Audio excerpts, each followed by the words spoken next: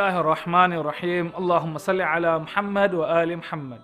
Assalamu alaikum wa rahmatullahi wa barakatuh. In today's hadith of the day, I'm going to share with you a saying from our beloved Prophet Muhammad, may peace and blessings be upon him and his family, which is recorded in Biharul Anwar. The Holy Prophet advised, when making a decision to do something, think about its outcome. If it's good for you and for your advancement and development, then follow it. But if it is misleading, leave it out. Life is full of many ups and downs and many important decisions which must be made, many of which can be scary at times and make us uncertain. Here, the Prophet Muhammad, may peace and blessings be upon him, is giving us a very simple advice: to reflect on each decision we make and not to make decisions with haste. Much like many motivational speakers tell us today, the Prophet told us 1400 years ago that we should do things that help us advance in life and develop our character. And he tells us, if the decision will lead to detriment, not to do it. It may sound like simple advice, but in these hectic lives that we live in, it is a reminder to pause and reflect on decisions we make, however big and however small. Assalamu alaikum wa rahmatullahi wa barakatuh.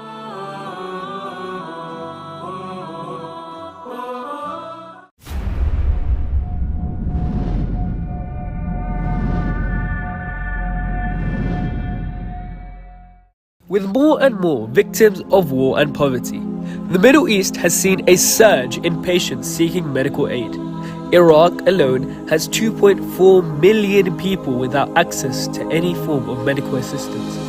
In Afghanistan, due to the lack of funding and devastating conflict, the health service is at breaking point. Imam Hussein Charity aims to help provide a better future for these impoverished patients, aiding them with finances for their prescriptions as well as dialysis of their kidneys. You can help our brothers and sisters with purchases of prescriptions for just £20, and for £200 help a patient with a dialysis procedure. To donate or for more information, visit www.imamhusseincharity.com.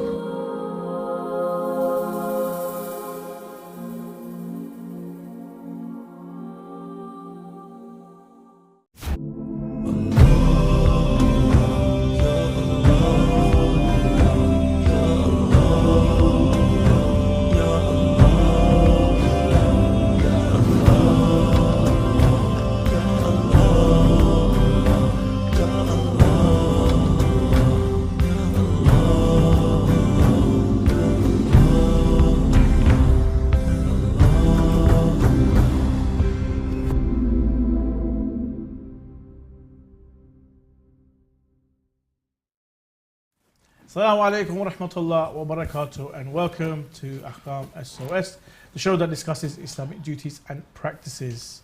This is a live show. We do take your questions, and the phone lines are now open, so you can call in if you'd like, 0203 515 0199, or you can contact us via call, or you can send a message on the WhatsApp number. It's at the bottom there, and the QR code should be around there somewhere, inshallah. You can ask any question in regards to any Islamic topic with law, and inshallah myself and the Sheikh will be able to discuss and answer your questions. Now, before we begin, we'd like to send our condolences to the Imam of our time, may Allah hasten his reappearance, and also to the Muslim Ummah on these days where we are commemorating the death, the tragic death, shahadat of Fatima Zahra salamu alayha. Inshallah, to discuss more will be Sheikh Ali Maash. Assalamu alaikum, Sheikhna. Wa alaikum assalam wa rahmatullah. How are you doing this evening, Sheikh? Alhamdulillah. MashaAllah. Sheikhna, Fatima Zahra salamu alayha, a very, very important character, the only female within the 14 Ma'asumeen, and also with the Ahl al-Qisa and so forth. What are, some of the things Rasulullah sallallahu alayhi wa sallam have said in regards to Fatima Zahra salamu alayha? أعوذ بالله السميع العليم من الشيطان الرجيم بسم الله الرحمن الرحيم الحمد لله رب العالمين وصلى الله على محمد وآله الطاهرين ولعنة الله على أعدائهم أجمعين عظم الله أجورنا وأجوركم. My condolences and aza to the Imam of our time, Imam al-Mahdi min Ali Muhammad salamullah alayhim ajma'in, and to the ulama and to the respected believing men and women in this tragic event this second narration of the Shahada of the Lady of Light, Az-Zahra Salamullahi alayha.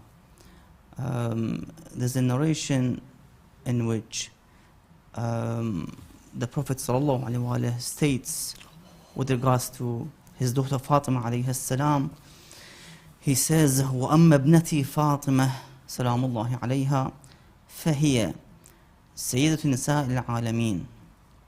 And indeed, my daughter Fatima is the leader of the women of the world. مِنَ الْأَوَّلِينَ وَالْآخِرِينَ. From the beginning of the creation to the end of the creation. From the beginning to the end. أَوَّلِينَ وَالْآخِرِينَ. وَإِنَّهَا لَتَقُومُ فِي مِحْرَابِهَا. And she stands in her mihrab, in her prayer mat, when she faces Allah Azza wa Jal in her prayer times.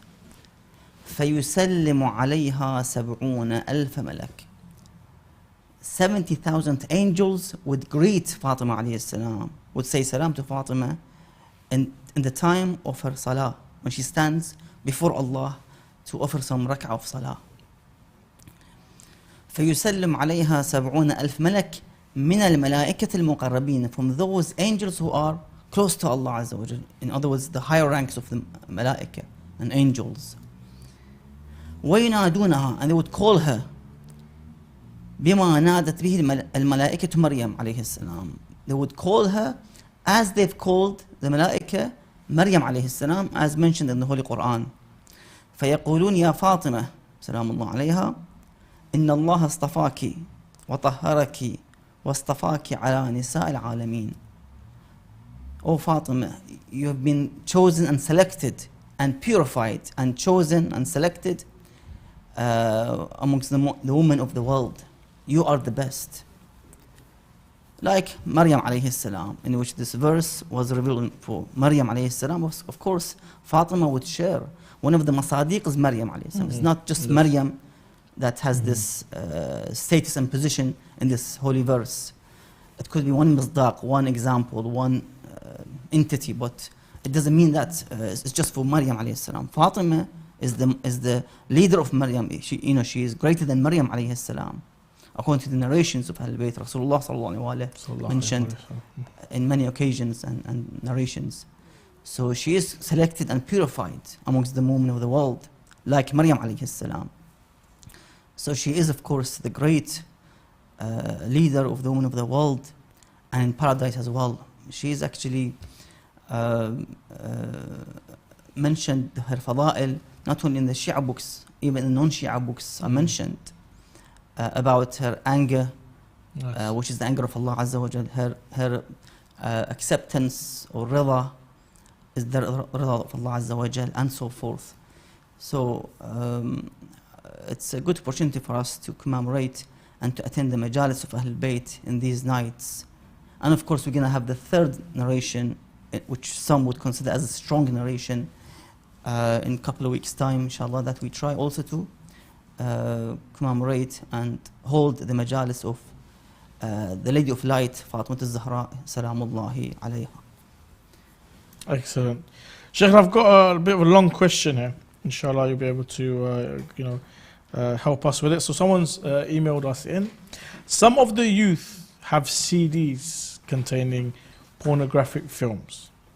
Would it be permissible to steal those CDs and destroy them without them knowing? This is done in the spirit of reforming them and to stop the spread of these CDs in society with a view to curtail their damaging effect. Now, Sheikhna, I can understand where someone's coming from. I can understand, Amr bil Maruf and Nahy anil Munkar, but at the same time, this is someone's property.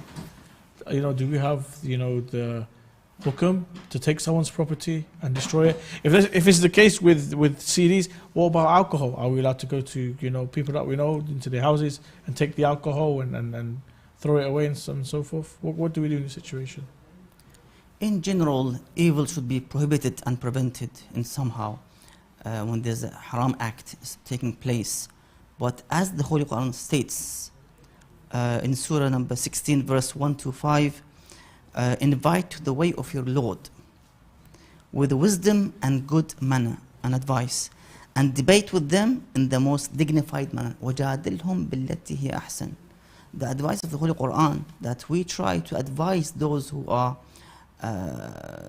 commit sinful acts and bias acts, to speak to them in a way in which they would be, number one, to stop these acts which displease Allah Azza wa Jal, and number two, to attract them towards the right path and the a'mal al-salihah.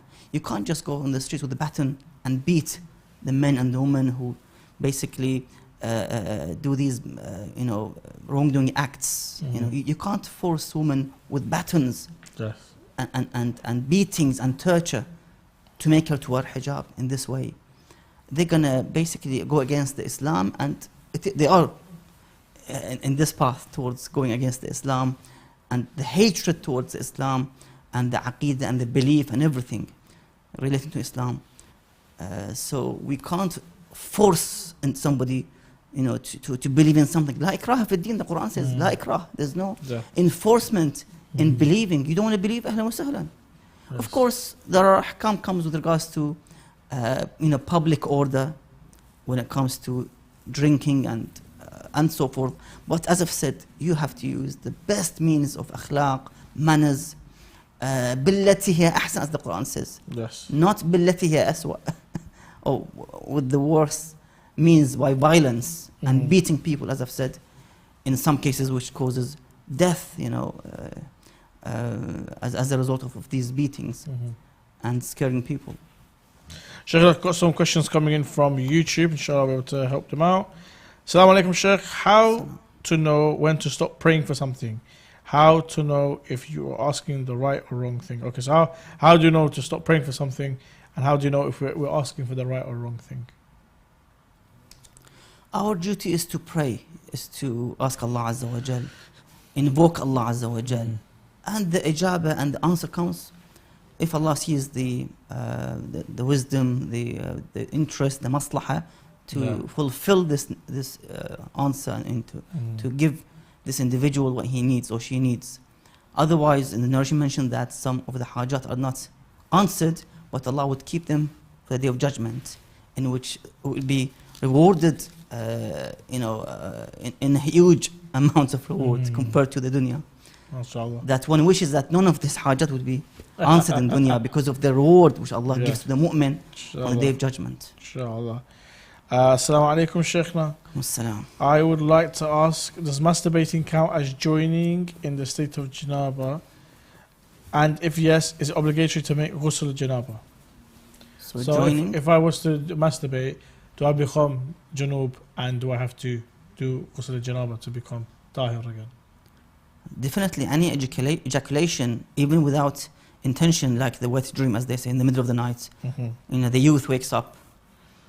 For example, in this state, of course, the ghusl would be wajib. But of course, with this situation, the brother mentioned that he committed haram, of course. That's one of the sins, if not one of the great sins, seems to be. So, in which we mentioned this before, that there's a kafarat jami', collective kafara, if he did it in the month of Ramadan while fasting in the daytime. To fast 60 consecutive days and to give 60 poor money to feed them. So, because he did iftar, in other words, he broke his fast with haram.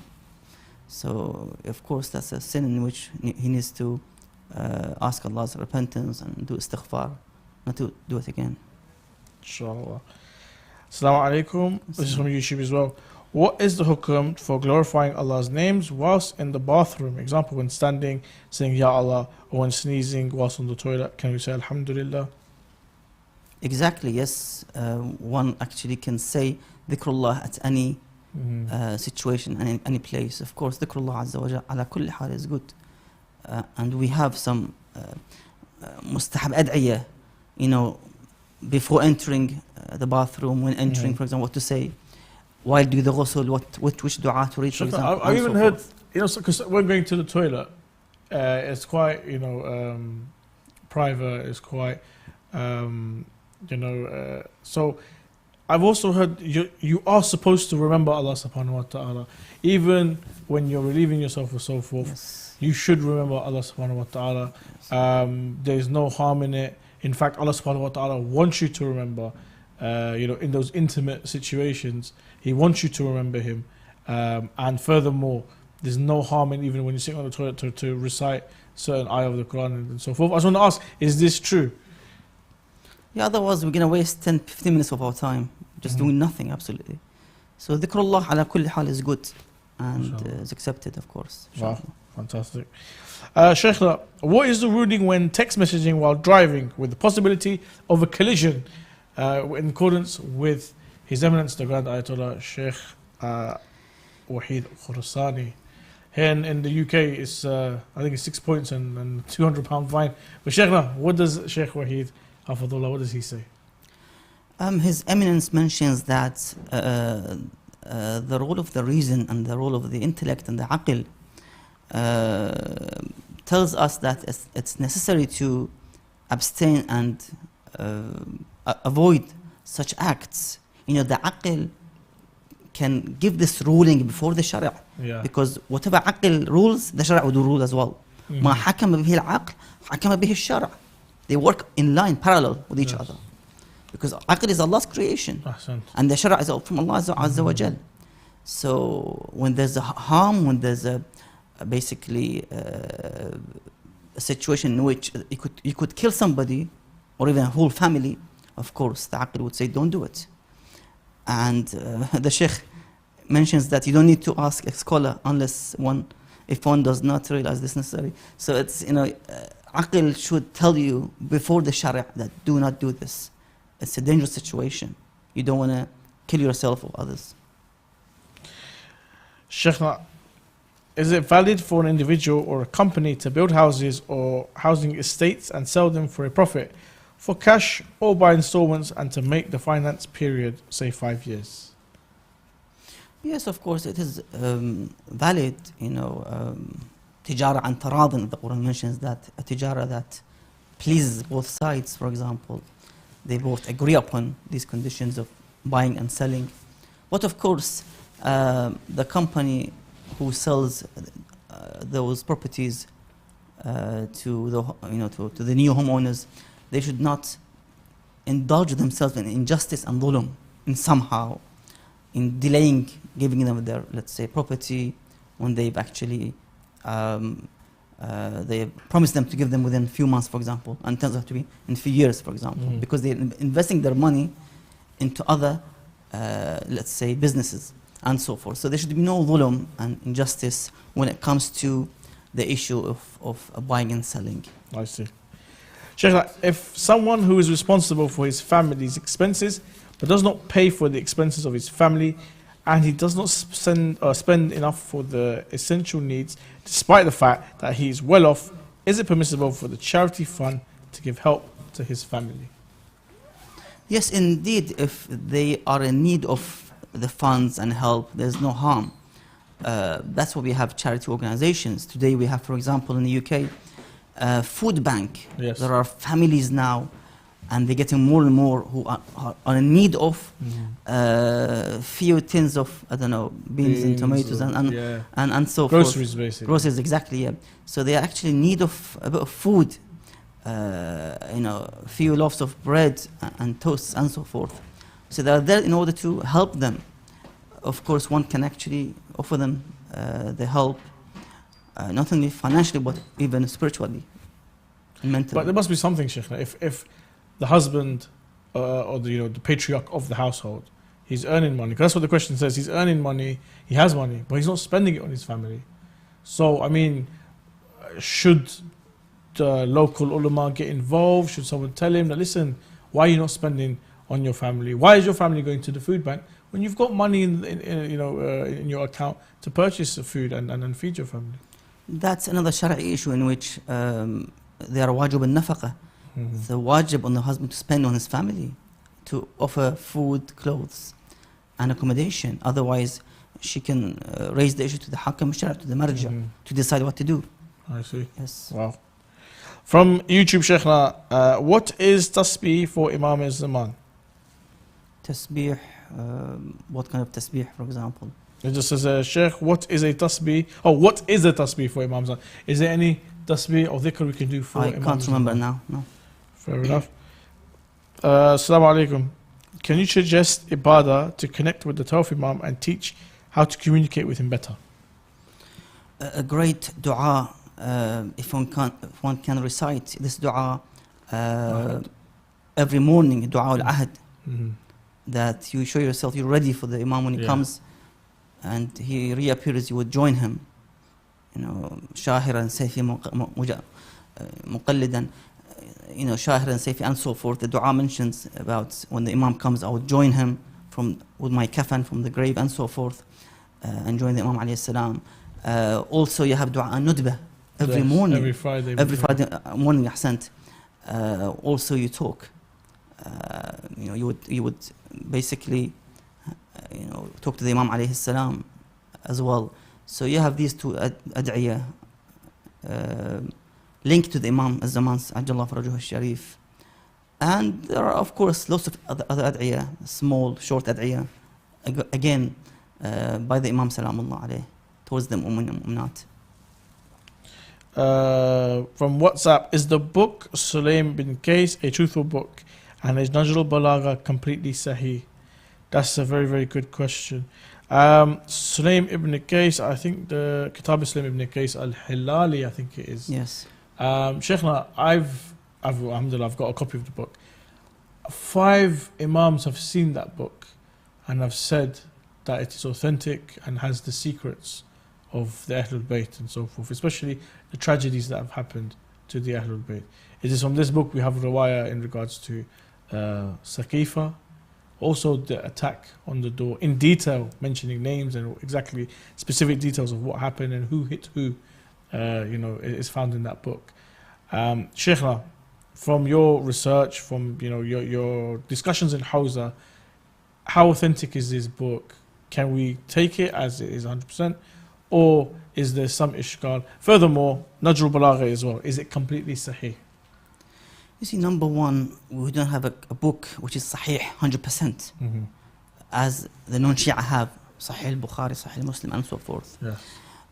Every book is under the scrutiny of the ulama to search of every hadith, the chain of the narrators, ilm al-rijal applied here, ilm al-diraya, wal hadith applied here as well. So we don't have such a thing of, you know, sahih from cover to cover, 100%, like the Holy Quran, in which we believe that it's 100%, you know, as it was revealed on Rasulullah sallallahu alaihi wasallam. You know, 100%. There's no issue with it, no doubt with it. Number two, when it comes to the historical narrations, ulama would not do an in-depth scrutiny and research and how can I say, in terms of that we take this and we reject the other hadith because of the trend of narrator. There's one da'if and so forth. History is taken as it is due to some of the evidences available. Like the Ashura event, most of the Ashura event was narrated by the non-Shia. You know, Hamid ibn Muslim was from the Ibn Ziyad side, the other side, who narrated Ashura, for example. And we take and we narrate it every Muharram. So history can be taken as it is. There's no issue with it, unless it's something against the Quran and the Sunnah and the Seerah of Ahlul Bayt. That's a different issue. When it comes to the ahadith and the narrations about the fiqh, that is this halal or haram, is this wajib or mustahab, of course the ulama would do an intense scrutiny and research for every single hadith. They do at least 2 types of research: the chain of the narrators, one by one, and the matan, the context of the hadith. What does it mean? So they would go, because they want to issue fatwa that this is halal or haram. It's important. But history, we take it as it is, as mentioned in the books of the Shia and the non-Shia. MashaAllah. From WhatsApp, no, this is from YouTube, sorry. Assalamu alaikum. While praying, if I'm not exactly facing the Qibla, will my prayer be denied? Shaykhna, facing the Qibla is one of the rukn of Salah. Now there is a bit of leniency. I believe it's you're about 45 degrees each way. 90. You're allowed 90 degrees. Yes. Wow, it's quite a lot. 90 degrees each way. But if you're not facing the Qibla, is there any issues? Is the salah batil? If you don't know and unintentionally you were praying, let's say, a few degrees to the left or the right, and it's within 90 degrees, your salah is valid. You don't have to repeat it again. But if it's more than 90 degrees, in other words, you're actually praying the other side, opposite, for example, then you have to repeat your salah as qada. Ahsan. Sheikhna, if someone... is it permissible to invest a percentage of the donor's fund in authorized fields, and should the percentage be determined? Basically, one should speak to the trustees of this place or center with this regard, and to see if this does not violate the donor's objective with this regard. You know, sometimes I pay this money to build Imam Barga, for example, or a mosque, and not to do something else with it, not to invest in a business, for example, so that in 3 years' time we get the double amount of this donation. No, I want it to be spent now, this year, to build this, mosque or Husseiniya. So it has to go back to the board of the trustees and those who donated it. I see. From one of our viewers, Salam, what dua should we recite when we go to the graveyard? From WhatsApp. I guess for marhum we always do Surah Fatiha, Sheikhna. But is there anything specific? There is a salam. Assalamu ala ahli la ilaha illallah min ahli la ilaha illallah ya ahli la. It's all to do with la ilaha illallah. So it's an interesting salam. Wow. You would say salam to the people of the graveyard, from the people who are alive. Yes. And you mention all la ilaha illallah within your salam to them. MashaAllah. And it's usually they would have a signpost that mentions the salam before you enter the graveyard. Okay. You say the salam and you go back to you go to the actual grave and you recite Surah Al-Fatiha as you mentioned. Is it permissible for the charitable funds to dispose? Oh, we did that one. Oh wait, no, we haven't. Is it permissible for the charitable funds to dispose of religious du'as religious dues such as khums, on the basis that they know the needy families or they need the jurist's permission? So I think when Husseiniya collects khums and so forth, they know there's probably members of the Jama'ah which are poor and in need of it. Are they allowed to give them charity, or do they need the Ahkam Shari's permission to do so? Yes, of course. When it comes to the wajib khumus collection, one should ask the permission from the Ahkam Shari, from the marja, for spending this money to whatever is supposed to be. So, for example, if you have Sahmus Sada, the Sayyid's portion, yes, of course you have to ask the ijazah to give it to the Sayyid portions, for example. Or if it's Sahmul Imam, to build the mosques, Husseini and so forth, of course. One should go back before they actually spend this money to the Ahkam Shari to have the ijazah and the permission to spend it in the right way. And usually they give at least half of the khumus ijazah. Yes. I see. Sheikh, we're going to go to a short break. Join us after the break as we continue our discussion here on Ahkam SOS.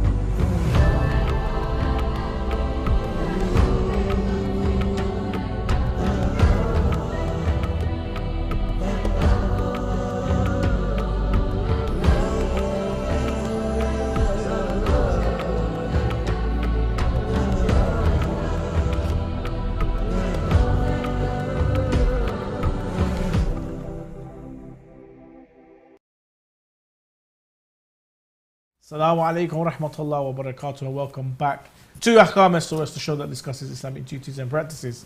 Now, this is a live show. We do take in all your questions. If you have any questions you'd like to ask in regards to any topic with fiqh, then please let us know. You might have a question in regards to marriage, traveling, business. It could be with Hajj. It could be with fasting. Any topic whatsoever.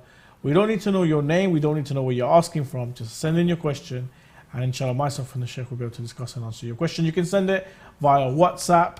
WhatsApp number should be on the bottom there with the QR code, which you can scan, take you straight to the WhatsApp page. You can call via WhatsApp. You can call us in the studio live from the UK, 0203 515 0199. If you're watching on Facebook Live or you're watching on YouTube, you can send in your questions in the comment section, and inshallah the technical team will send them to me on my trusty iPad here, and inshallah we'll be able to discuss and answer your questions. Assalamu alaikum, Sheikhna. Assalamu alaikum. Sheikhna, a refugee family in Denmark receives monthly entitlements. The father receives separately from the mother and children, and as the father is the one who must provide for the household necessities, is it mandatory for the father to pay for these from his entitlement or from that of the entire family? Bismillah ar-Rahman ar-Rahim. In overall, the husband is obliged to pay for the expenses of his family, especially his wife, when it comes to such entitlements and payments. Even if she's well off, even if she has her own income, separate income, still the wife or the husband is obliged to pay for her expenses, and he's not allowed to touch her money, you know, and funds and savings. She's free to do whatever she wants to do with that fund or that income. When it comes to the money which is paid to the children, of course, the father can use them to spend on the children, to buy them clothing, for example, food, drink, and so forth. But for the wife, no, he has no right to use her money, you know, to force her to spend part of her money, for example, to buy some of the, let's say, house furniture or assets and so forth. So from YouTube, Assalamu alaikum. How can someone be more aware, fearful of Allah, and remember our wajibat? Basics like salah, I'm lazy. Sheikhna, I guess a lot of people who have bad habits or who haven't made, you know, practicing the ahkam of Islam habitual. For example, waking up for Fajr isn't a habit of some people. Monitoring their diet to make sure that what they're eating is halal sometimes is not a habit of people. And there are other miscellaneous things which they neglect. Sometimes even simple things, going to the mosque for a majlis or for a jashan, or for example, these days that we're in now, Yawm al-Fatimiyya, people are going to the mosque to commemorate and remember Sayyid Fatima Zahra Assalamu Alaiha. Many Shias won't be going, you know, because it's not a habit of theirs to go. They weren't aware or they don't know, or how can someone be a little bit more God conscious and furthermore develop these good habits that we have which are prescribed for all Muslims, really, really good habits. For example, grooming oneself, dressing well, smelling nice, talking with good akhlaq, giving to charity, you know, trying to help others in their day-to-day lives and so forth. How can we as a community establish such principles? Imam Amir al-Mu'mineen Salamullah alayhi states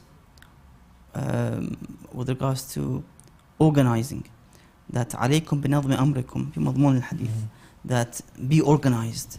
In other words, when it comes to the issues of religion and faithfulness and practicing you know, the ahkam in overall, one should be organized. As I organize myself when I want to go to study or to work, you know, I wake up 7 o'clock and then I do this, I do that, and then by 9 o'clock I'm in the class or at work, and I leave 4 or 5 o'clock in the afternoon. I'm organized when it comes to the issues of the dunya. So one should do the same, you know, schedule for the spiritual and the akhirah issues as well. Because that's our abode and our future and our fate. In this dunya, this is not, you know, the dunya is not Allah's gift for the believer and the mu'min. The gift is the hereafter. وَإِنَّ الدَّارَ الْآخِرَةَ لَهِيَ الْحَيَوَانِ Hayawan, as the Quran mentions, that the Darul Akhirah is the Hayawan, is the real Hayat, real life. Genuine life is in the hereafter, not in this dunya. This dunya is a passage, is a bridge that you have to cross and take a test and then move towards the hereafter. So one should have a schedule, you know, organize himself, herself for the issues as you mentioned, the salah time, to be there when this adhan is called, to stand before Allah Azza wa Jal and offer these salah raka'at. When it comes to, for example, charity, be ready to give sadaqah if one can give every day, few, pennies or pounds as sadaqah. For example, when it comes to attending the majalis, to organize and have the schedule of, attending the majalis of Ahlul Bayt at least every occasion, if not every week, at least every occasion or every munasabah. And mashallah, we have the munasabat of Ahlul Bayt filled, every week. You have either mawlid or shahada. Yeah. So one can actually schedule and arrange his time to attend these majalis and other a'mal salihat issue as well, if one can do so. Why not? Inshallah, son. From YouTube as well, Sheikhna, what is the opinion of our leading maraja for mandatory hijab in public in an Islamic country?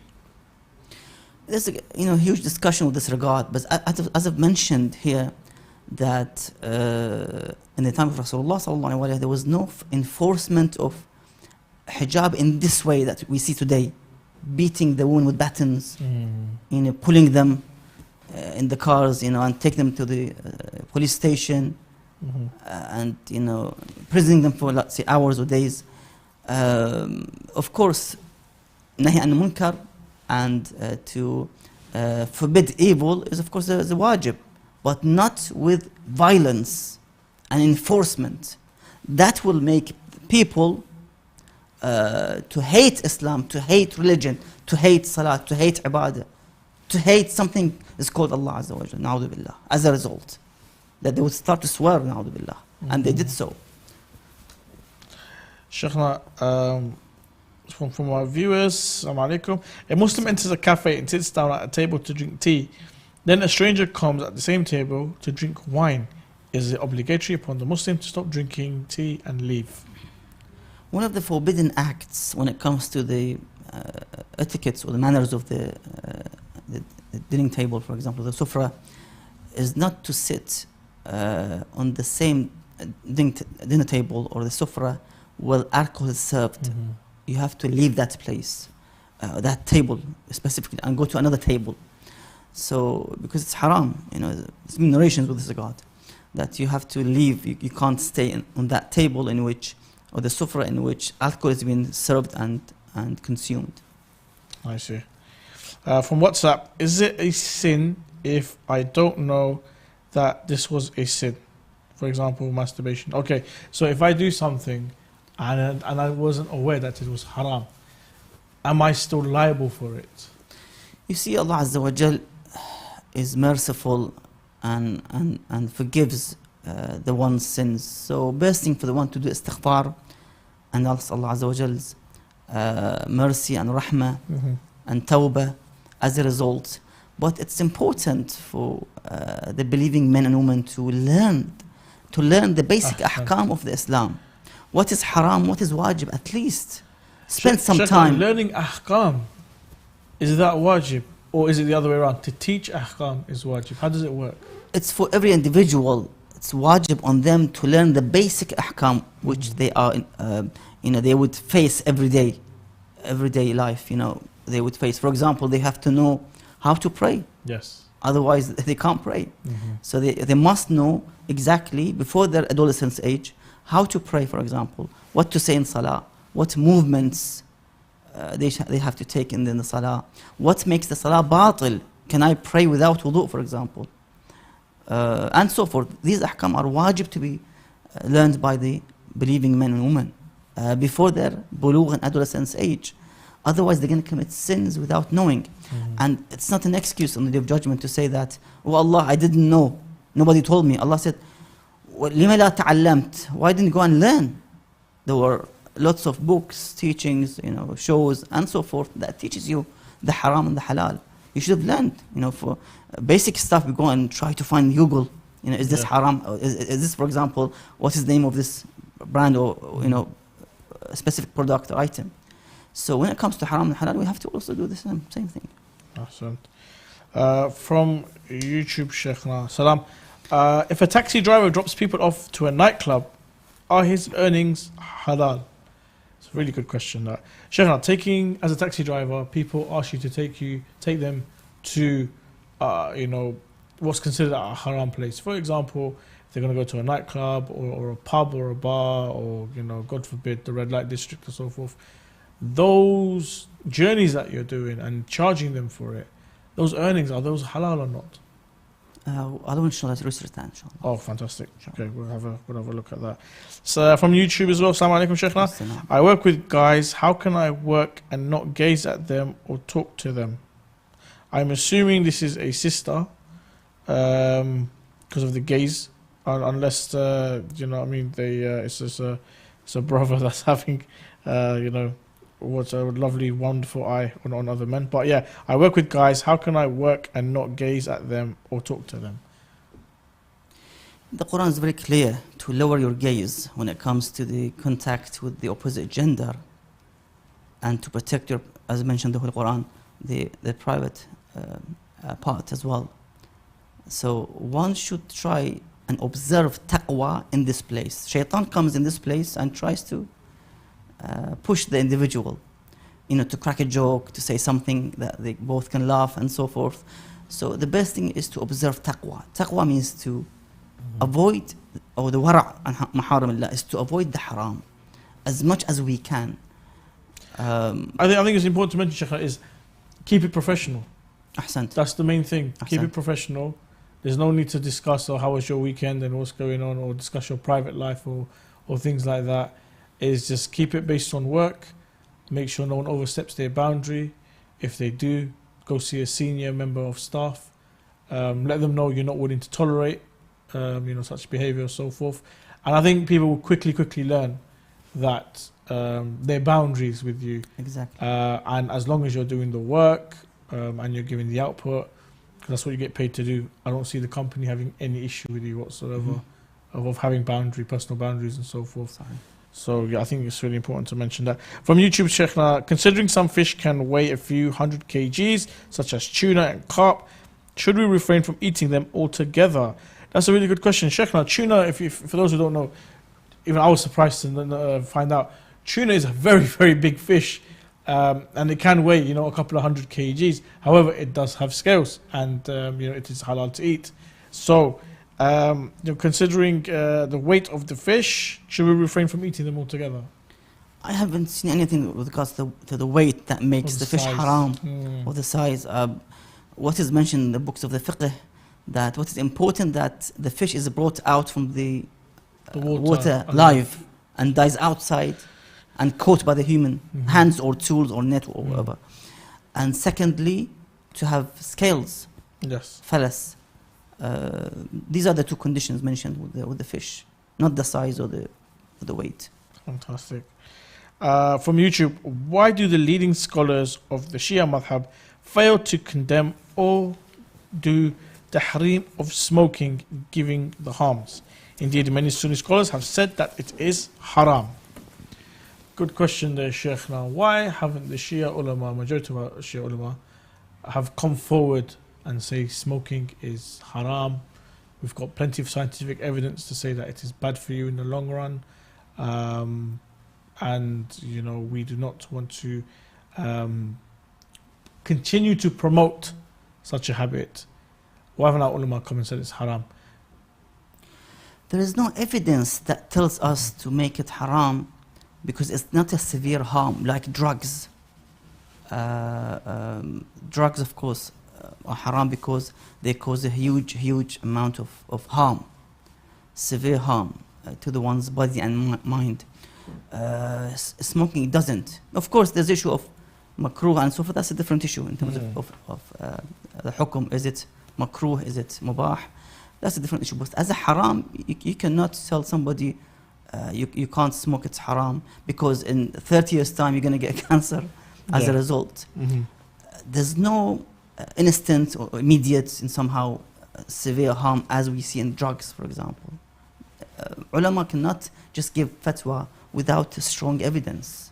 They couldn't find a strong evidence which tells you can't smoke, because it has a prolonged or long-term harm as a result of constant, continuous smoking. So they work with the evidence. If there's evidence, they would of course say there's no issue with it. But otherwise, You can't just. I think it's also important, and this goes for all Islamic law, that there's a system that we follow when it comes to ahkam. It's like a machine. You know, you put in the question, is it this, is it that, is it this, and it goes through a whole system, a whole series, and then comes to a conclusion.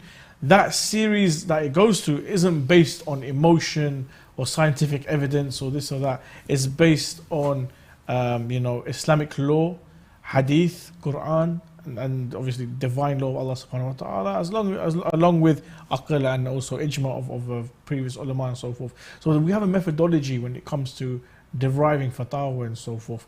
It's not just we just pick it up out of our heads or whatever like that. And when we go through the system, we get an answer, and this is the Islamic answer. Sometimes you may agree with it, sometimes you may disagree with it, but the reality is your emotions and your judgment does not matter when it goes through the system. We have a system in place which gives us the true answer, which is what is to believe what Allah subhanahu wa ta'ala wants us to do.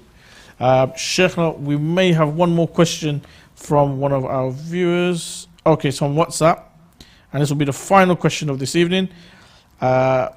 What is masturbation, and is it a sin even if no semen came out?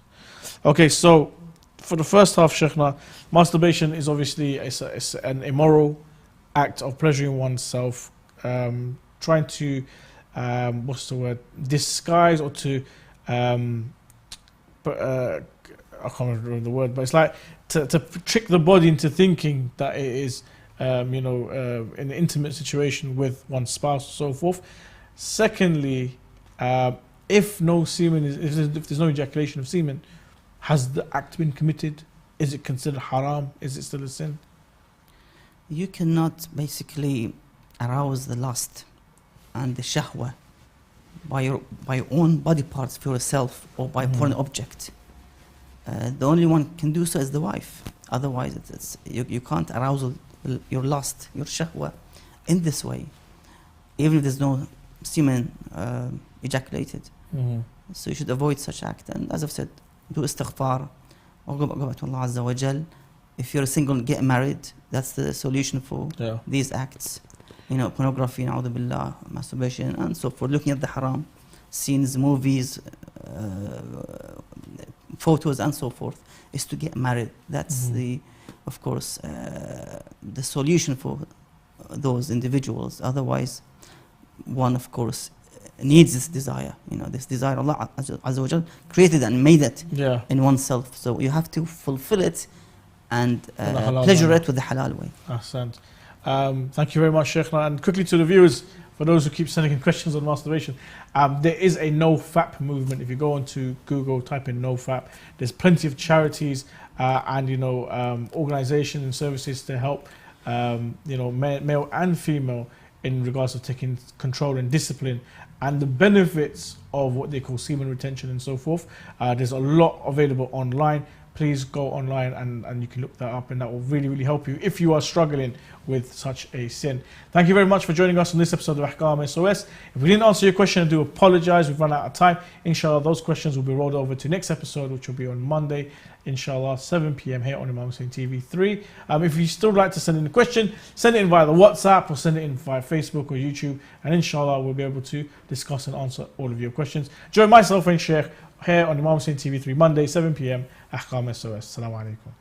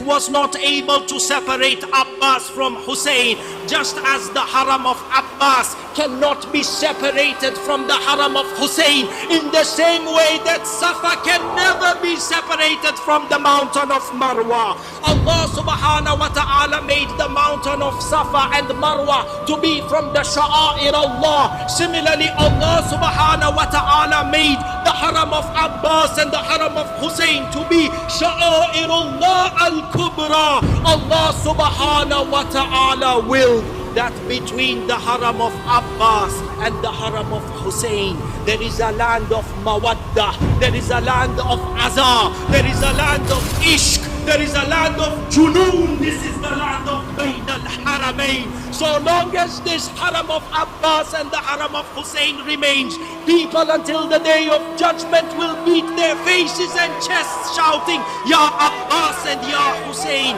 The divine decree of Allah is that from the land of Bayn al-Haramain, every time a tear is shed for Hussein, a tear is shed for Abbas. It is the divine decree that from Bayn al-Haramain, so long as there is a chant Ya Hussein, it will be accompanied with a chant Ya Abbas. The decree of Allah is that Abbas can never be separated from Hussein.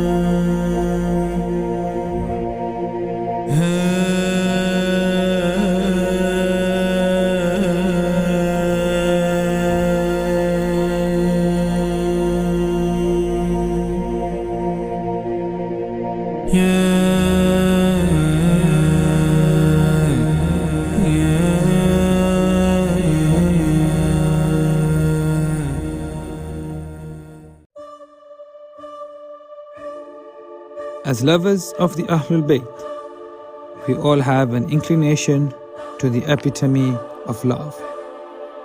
When we rejoice, when times are hard, whatever stage of life we are in, we all yearn to be in one special place. We all wish to visit the blessed shrine of Imam Hussein in the holy city of Karbala.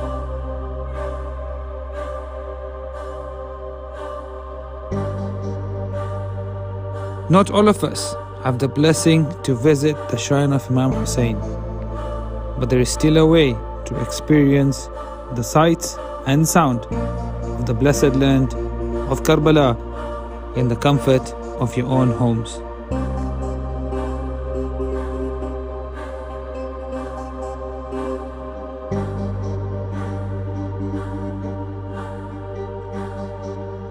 We call upon you, dear viewers, to support us in our financial costs to help bring the Holy Land of Karbala beaming into your homes. You can support us with a monthly donation of just $50 or £30.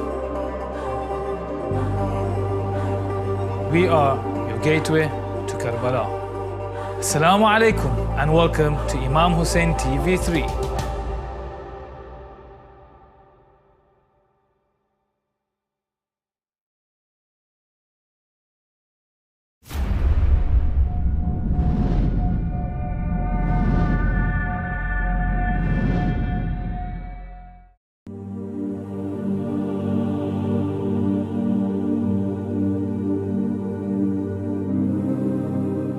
أنا لا راتب ولا عندي معين ولا عندي ولد كبير، ما عندي أحد اللي يعيني، وعلى الله وعلى أخوتي. عيشتي حيل صعب، جهالي يردون مثل عندهم مدارس، يردون مصارف، يردون من لبس، يردون شيء. أنا هذا كله ما عندي يعني ما أقدر أصرف. أنا هذا الشيء كله ما أقدر أصرفه، ومنين أجيب أنا؟ يعني أنا راتبي لحد الآن ما طلع، جاي أركض بالراتب، راتب ماكو. أنا لا أطلع ولا أمشي ولا أعرف أحد، وأنا غريبة بهالمنطقة، وأنا من أهالي البصرة. عندي 6،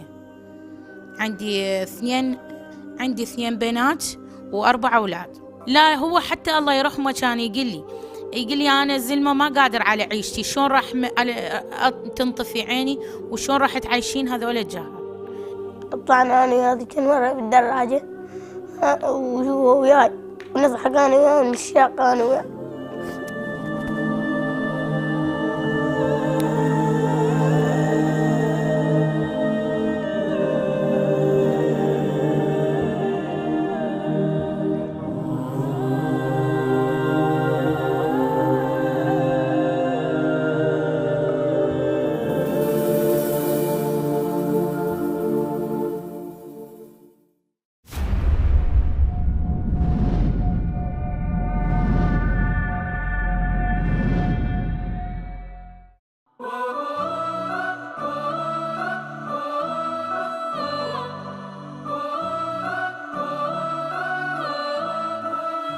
بسم الله الرحمن الرحيم. اللهم صل على محمد وآل محمد. Assalamu alaikum wa rahmatullahi wa barakatuh. In today's hadith of the day, I'm going to share with you a saying from our beloved Prophet Muhammad, may peace and blessings be upon him and his family, which is recorded in Biharul Anwar. The Holy Prophet advised, when making a decision to do something, think about its outcome. If it's good for you and for your advancement and development, then follow it. But if it is misleading, leave it out. Life is full of many ups and downs and many important decisions which must be made, many of which can be scary at times and make us uncertain. Here, the Prophet Muhammad, may peace and blessings be upon him, is giving us a very simple advice: to reflect on each decision we make and not to make decisions with haste. Much like many motivational speakers tell us today, the Prophet told us 1400 years ago that we should do things that help us advance in life and develop our character. And he tells us, if the decision will lead to detriment, not to do it. It may sound like simple advice, but in these hectic lives that we live in, it is a reminder to pause and reflect on decisions we make, however big and however small. Assalamu alaikum wa rahmatullahi wa barakatuh.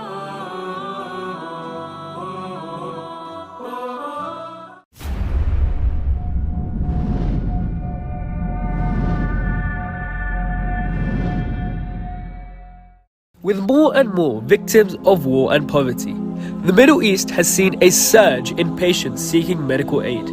Iraq alone has 2.4 million people without access to any form of medical assistance.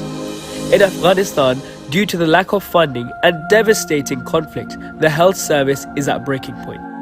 Imam Hussein Charity aims to help provide a better future for these impoverished patients, aiding them with finances for their prescriptions as well as dialysis of their kidneys.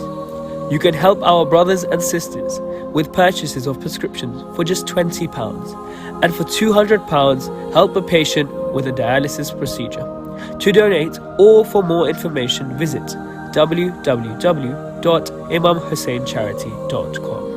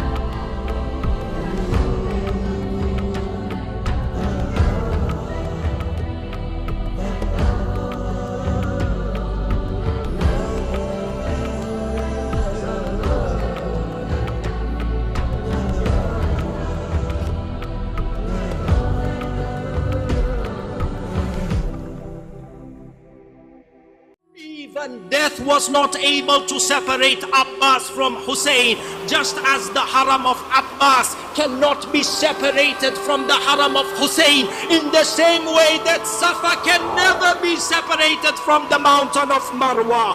Allah subhanahu wa ta'ala made the mountain of Safa and Marwa to be from the sha'air Allah. Similarly, Allah subhanahu wa ta'ala made the haram of Abbas and the haram of Hussein to be sha'air Allah al-kubra. Allah subhanahu wa ta'ala willed that between the haram of Abbas and the haram of Hussein, there is a land of mawaddah, there is a land of azar, there is a land of ishq, there is a land of junoon. This is the land of Bayn al-Haramain. So long as this haram of Abbas and the haram of Hussein remains, people until the day of judgment will beat their faces and chests shouting, Ya Abbas and Ya Hussein. The divine decree of Allah is that from the land of Bayn al-Haramain, every time a tear is shed for Hussein, a tear is shed for Abbas. It is the divine decree that from Bayn al-Haramain, so long as there is a chant Ya Hussein,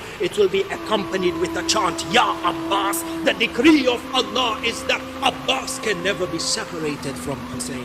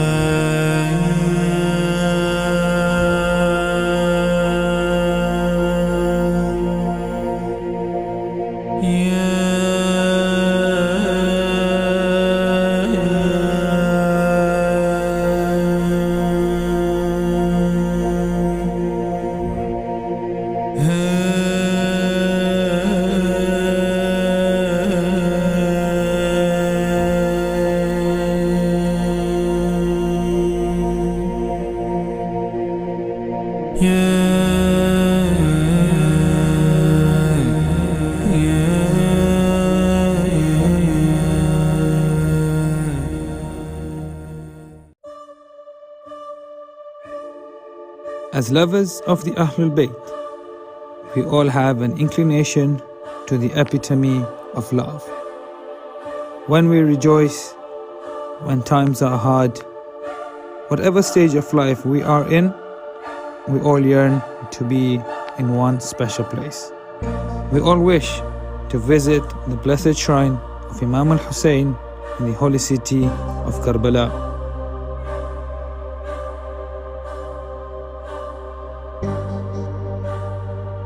Not all of us have the blessing to visit the shrine of Imam Hussein, but there is still a way to experience the sights and sound of the blessed land of Karbala in the comfort of your own homes.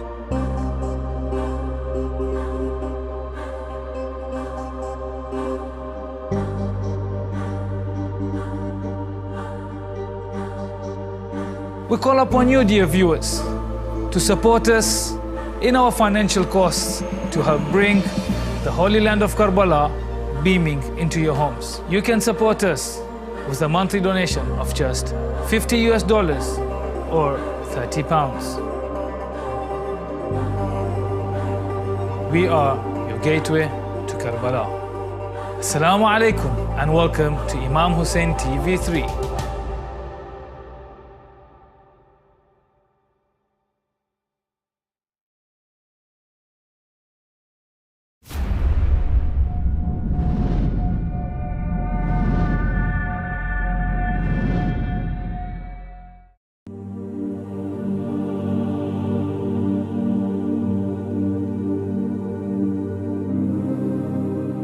أنا لا راتب ولا عندي معين ولا عندي ولد كبير، ما عندي أحد اللي يعيني، وعلى الله وعلى أخوتي عيشتي حيل صعبة. جهالي يردون مثل عندهم مدارس، يردون مصارف، يردون من لبس، يردون شيء. أنا هذا كله ما عندي يعني ما أقدر أصرف. أنا هذا الشيء كله ما أقدر أصرفه، ومنين أجيب أنا؟ يعني أنا راتبي لحد الآن ما طلع، جاي أركض بالراتب، راتب ماكو. أنا لا أطلع ولا أمشي ولا أعرف أحد، وأنا غريبة بهالمنطقة، وأنا من أهالي البصرة. عندي 6، عندي 2 بنات و4 أولاد. لا هو حتى الله يرحمه كان يقول لي أنا الزلمة ما قادر على عيشتي، شلون راح تنطفي عيني وشلون راح تعيشين هذول الجهال. طلعنا أنا هذيك المرة بالدراجة وهو وياي ونضحك أنا وياه ونشاق أنا وياه.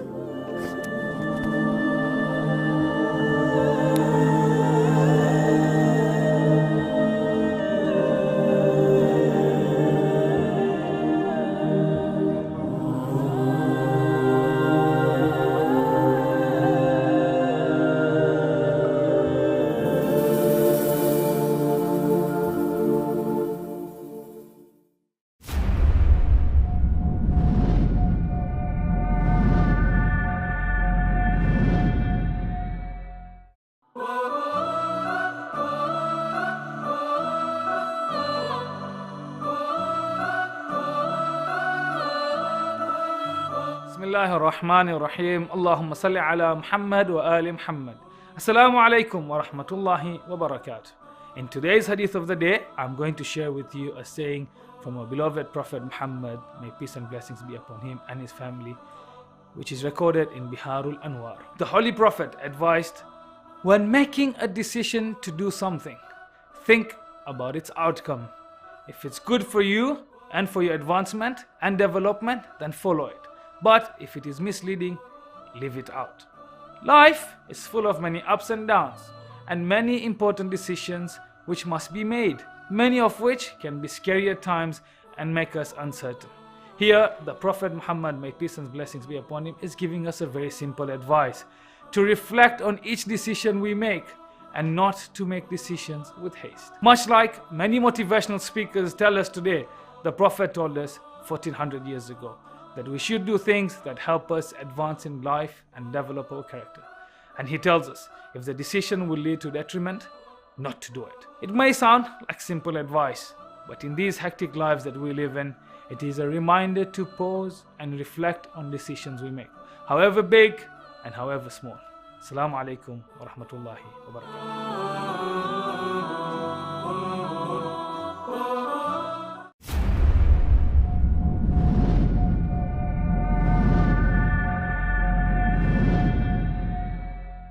With more and more victims of war and poverty, the Middle East has seen a surge in patients seeking medical aid. Iraq alone has 2.4 million people without access to any form of medical assistance. In Afghanistan, due to the lack of funding and devastating conflict, the health service is at breaking point. Imam Hussein Charity aims to help provide a better future for these impoverished patients, aiding them with finances for their prescriptions as well as dialysis of their kidneys. You can help our brothers and sisters with purchases of prescriptions for just £20, and for £200 help a patient with a dialysis procedure. To donate or for more information, visit www.imamhusseincharity.com.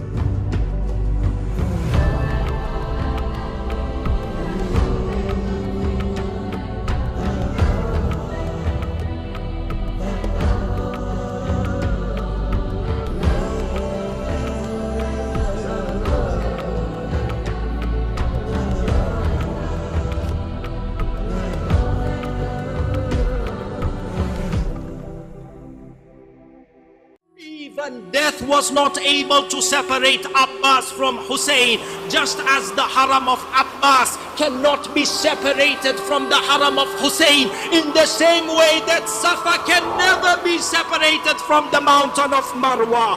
Allah subhanahu wa ta'ala made the mountain of Safa and Marwa to be from the sha'air Allah. Similarly, Allah subhanahu wa ta'ala made the haram of Abbas and the haram of Hussein to be sha'air Allah al-kubra. Allah subhanahu wa ta'ala willed that between the haram of Abbas and the haram of Hussein, there is a land of mawaddah, there is a land of azar, there is a land of ishq, there is a land of junoon. This is the land of Bayn al-Haramain. So long as this haram of Abbas and the haram of Hussein remains, people until the day of judgment will beat their faces and chests shouting, Ya Abbas and Ya Hussein. The divine decree of Allah is that from the land of Bayn al-Haramain, every time a tear is shed for Hussein, a tear is shed for Abbas. It is the divine decree that from Bayn al-Haramain, so long as there is a chant Ya Hussein, it will be accompanied with a chant Ya Abbas.